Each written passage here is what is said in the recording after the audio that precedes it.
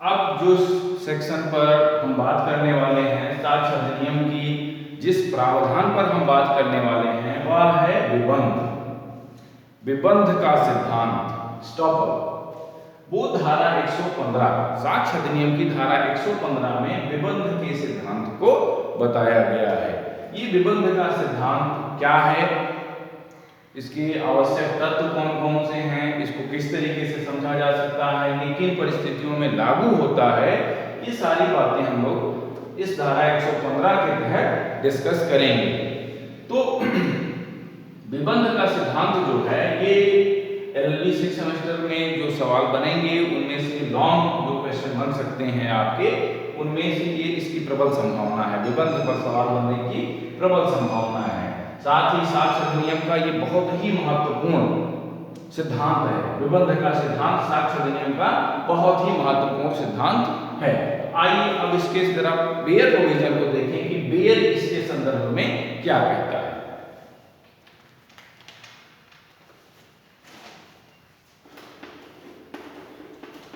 जबकि एक व्यक्ति ने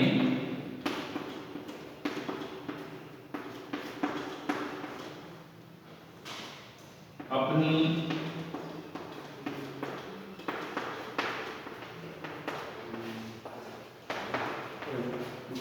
घोषणा कार्य या लोग द्वारा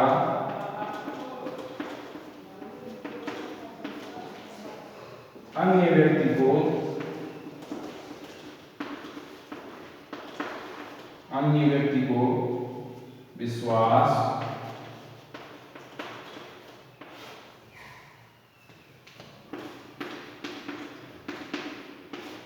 साशय कराया है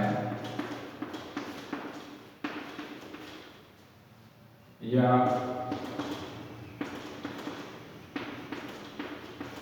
कर लेने दिया है कि कोई बात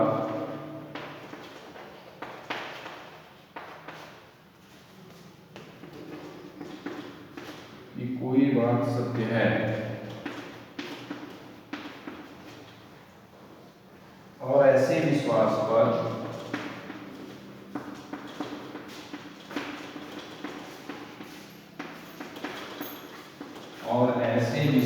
पर कार्य कराया है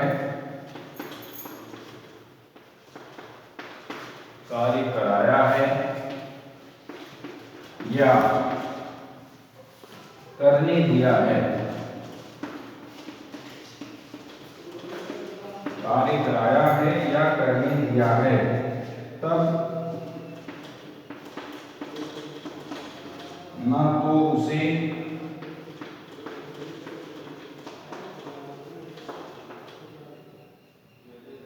और न उसके प्रतिनिधि को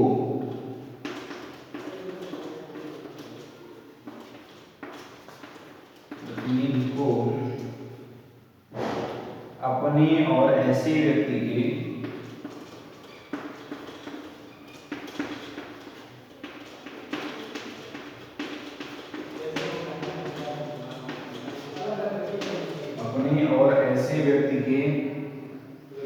या उसके प्रतिनिधि के बीच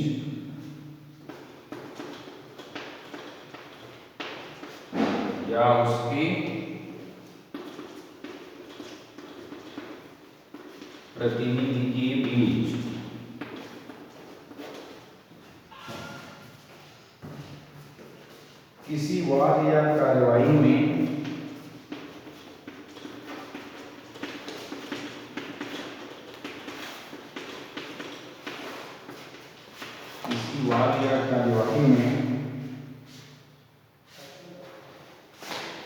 उस बात की सत्यता का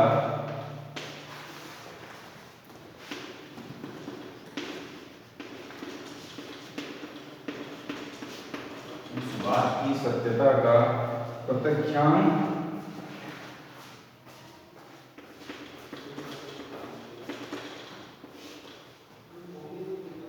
करने दिया जाएगा।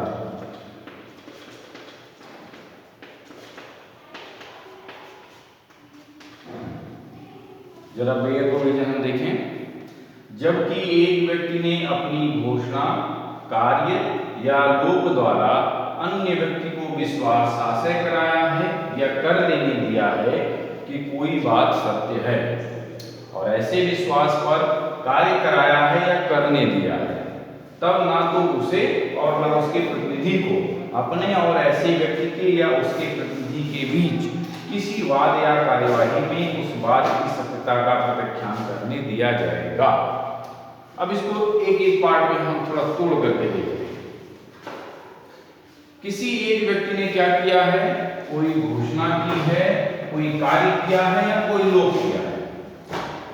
इन माध्यमों से उसने क्या किया है, किसी अन्य व्यक्ति को क्या कराया है, विश्वास। विश्वास कैसे कराया, उसको साशय, जानबूझ करके साशय उसको विश्वास कराया है या कर लेने दिया है कि कोई बात कैसे है, सत्य है। किसी ऐसी बात को उसने साशय किसी तथ्य के बारे में बताया है कि यह सत्य है, और उसको ऐसा विश्वास करने दिया है, और उस विश्वास के तहत वह व्यक्ति उस कार्य को करता है या उसको वह कार्य करने दिया जाता है। अगर वो उस कार्य को करता है और करने दिया जाता है, तब जिस व्यक्ति ने उसको वह कार्य करने के लिए कहा था, उसको या उसके प्रतिनिधि को जो कार्य के लिए उसने कहा था, अपनी बात से किसी वाद या कार्यवाही में, वाद या कार्यवाही में, ध्यान दीजिएगा, किसी वाद या कार्यवाही में उसे अपनी बात से प्रत्याख्यान नहीं करने दिया जाएगा, उसे हटने नहीं दिया जाएगा।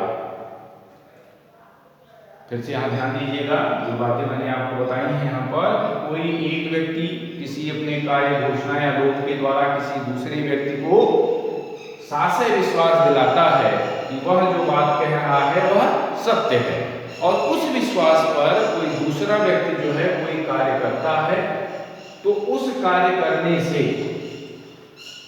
उस व्यक्ति को या उसके प्रतिनिधि को यह कहने नहीं दिया जाएगा किसी वाद या कार्यवाही में यह सत्य नहीं है, उसको प्रत्याख्यान करने नहीं दिया जाएगा। वह अपनी बात से बाध्य होगा। जो बात उसने कही, जिसके आधार पर कोई कार्य किया गया है, उस बात से वह बाध्य होगा और उस पर वाद या कार्यवाही से उसको मुकरने नहीं दिया जाएगा। तो विबंध मतलब रोक देना। इस तरीके से भी आप समझ सकते हैं कि अगर कोई कार्य आपने, कोई घोषणा, कार्य, लोक के द्वारा किसी अन्य व्यक्ति से कुछ कार्य करने के लिए कहा है, उसको विश्वास कराया है और उस विश्वास पर वह कार्य करता है, तो आपको अपनी बात से हटने नहीं दिया जाएगा।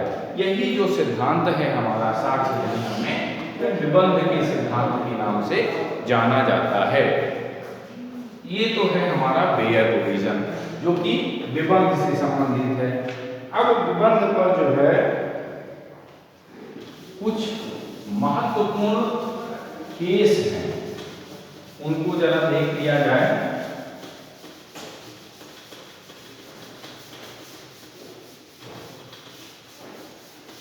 विबंध का सिद्धांत जो बना हमारा,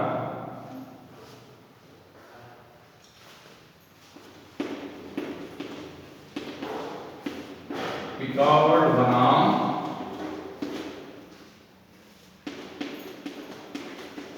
सीयर्स,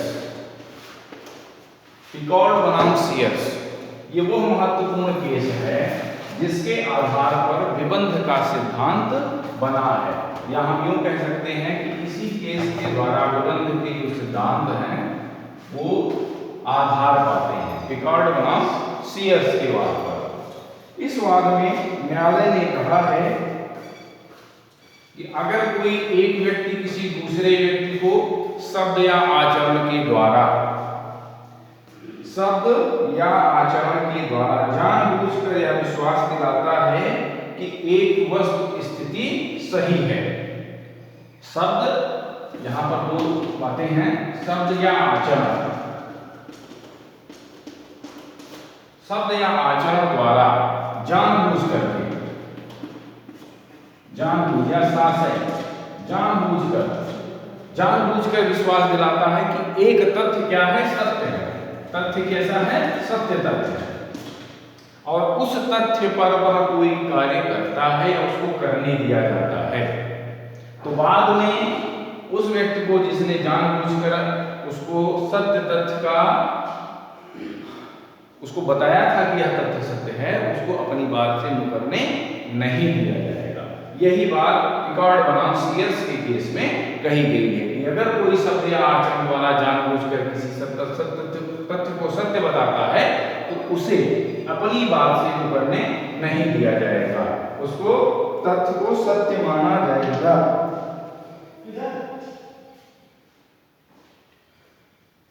अब आइए दूसरा केस पिकार्ड बनाम सीयर्स के बाद में लेते हैं।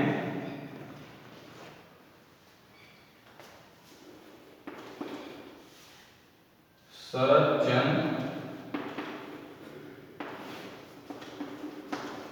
बनाम शरदचंद्र डे, शरदचंद्र डे बनाम गोपाल चंद्र लाहा, गोपाल चंद्र लाहा। अब चलिए इस वाद को हम देखते हैं, इससे विबंध के सिद्धांत को समझने की कोशिश करते हैं। शरद चंद्र डे बनाम गोपाल चंद्र लाहा।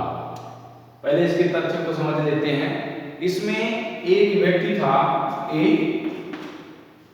जिसकी मृत्यु के बाद उसके 3 उत्तराधिकारी होते हैं, पुत्र, पुत्री और पत्नी। ये 3 उसके उत्तराधिकारी होते हैं। पुत्र और पुत्री की अवस्था की स्थिति में, असक्षमता की स्थिति में पत्नी जो है संपूर्ण संपत्ति को धारण करती है, और इसी दौरान वो पत्नी जो है अपनी संपत्ति को किसी दूसरे को पट्टे पर दे देती है। पत्नी जो है अपनी संपत्ति, जिसमें पुत्र और पुत्री का हिस्सा भी शामिल है, वह किसी अन्य व्यक्ति को देती है, वादी को दे देती है, और उस जब पट्टा किया जा रहा होता है तो उस दौरान पत्नी और पुत्र दोनों साथ होते हैं। उस पूरी प्रक्रिया में पत्नी और पुत्र ये दोनों साथ मिलकर के उस पूरी प्रक्रिया का पालन करते हैं। अब ऐसे में जब यह वाद लाया जाता है कि पत्नी को यह अधिकार नहीं है कि वह पुत्र और पुत्री के हिस्से को ग्रहण कर दे या उसको पट्टे पे दे दे या उसका विक्रय कर दे। अब समस्या ये आती है कि चूंकि पत्नी जो है संपत्ति की संरक्षक थी, इन दोनों की भी, पुत्र और पुत्री की भी, तो क्या विबंध का सिद्धांत तीनों पर लागू होगा या कुछ हट करके होगा? तो न्यायालय ने कहा क्योंकि पुत्र और पत्नी ने मिल करके संपत्ति को पट्टे पर दिया है या उसे बंधक रखा है, तो इस पूरी प्रक्रिया में जब पत्नी भाग दे रही थी तो पुत्र भी उसमें शामिल था, समझ रहा था चीज को, लेकिन पुत्री शामिल नहीं थी। ना ही किसी तथ्य के साक्ष्य के द्वारा यह सिद्ध हो पा रहा है कि पुत्री उस पूरी प्रक्रिया में शामिल है, तो इसलिए विबंध का सिद्धांत केवल पुत्र और पत्नी पर लगेगा, लेकिन पुत्री की संपत्ति पर नहीं।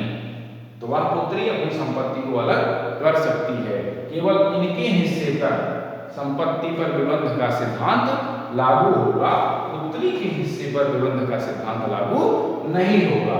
इस केस में महत्वपूर्ण बात यही बताई गई शरदचंद्र डे बनाम गोपाल चंद्र लाहा के केस में। अब आइए एक और केस देख लेते हैं हम।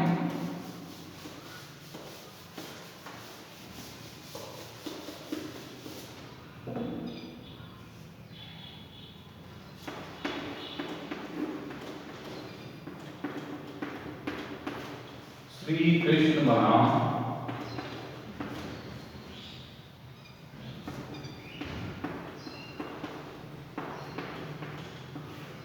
कुरुक्षेत्र विश्वविद्यालय।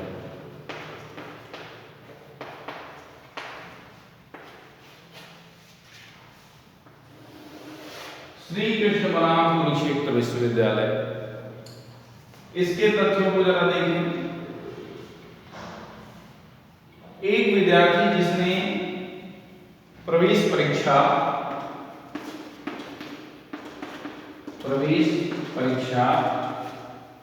दी और उस समय उसको उत्तीर्ण घोषित करके कक्षा में प्रवेश दे दिया गया।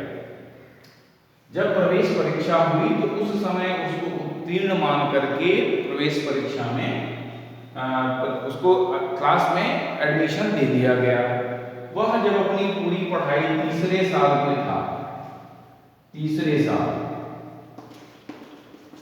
वर्ष की जब वह पढ़ाई कर रहा था तो उसके प्रवेश को अवैध घोषित कर दिया गया या रद्द कर दिया। यह आधार दिया गया कि उसने प्रवेश परीक्षा में कम मार्क्स पाए हैं या कम नंबरों से रहा है। जो क्राइटेरिया था उत्तीर्ण होने का वह उसको पूरा नहीं कर सका है। ऐसे में उसका जो डिग्री है, जो उसकी पढ़ाई है, वह मान्य नहीं होगी। इस मामले में अपने न्यायालय के सामने यह प्रश्न था कि क्या विश्वविद्यालय अपने द्वारा किए गए कार्य के लिए विबंध के सिद्धांत के तहत आता है या नहीं आता है। तो अब चूंकि बात न्यायालय के सामने थी तो न्यायालय ने यह कहा कि भाई प्रवेश परीक्षा के बारे में सामान्य बात थी जिसे विश्वविद्यालय आसानी से जान सकता था कि यह प्रवेश परीक्षा में जो मार्क्स मिले हैं वह प्रवेश के लिए उपयुक्त हैं या नहीं है। अगर उस समय उसने प्रवेश परीक्षा के कम मार्क्स के आधार पर भी इसको प्रवेश दे दिया है विद्यार्थी को, तो बाद में 3 साल के बाद 2 साल के बाद उसे यह कहने नहीं दिया जाएगा कि उसने प्रवेश परीक्षा में कम मार्क्स पाए थे इसलिए उसकी डिग्री रद्द की जाती है या उसकी पढ़ाई रद्द की जाती है। तो इस केस में यह कह दिया गया कि विश्वविद्यालय अपने किए गए कार्यों से विबंध का सिद्धांत विश्वविद्यालय पर लागू होगा और प्रवेश परीक्षा में जो उसको दी गई थी वह रद्द नहीं की जा सकती है। तो ये कुछ उदाहरण रहे, कुछ केस रहे जिनके माध्यम से हमने समझने का प्रयास किया कि विबंध क्या है, विबंध का सिद्धांत क्या है, कब लागू होता है, किन परिस्थितियों में। ये सारी बातें हमने अभी आपसे डिस्कस की। विबंध का सिद्धांत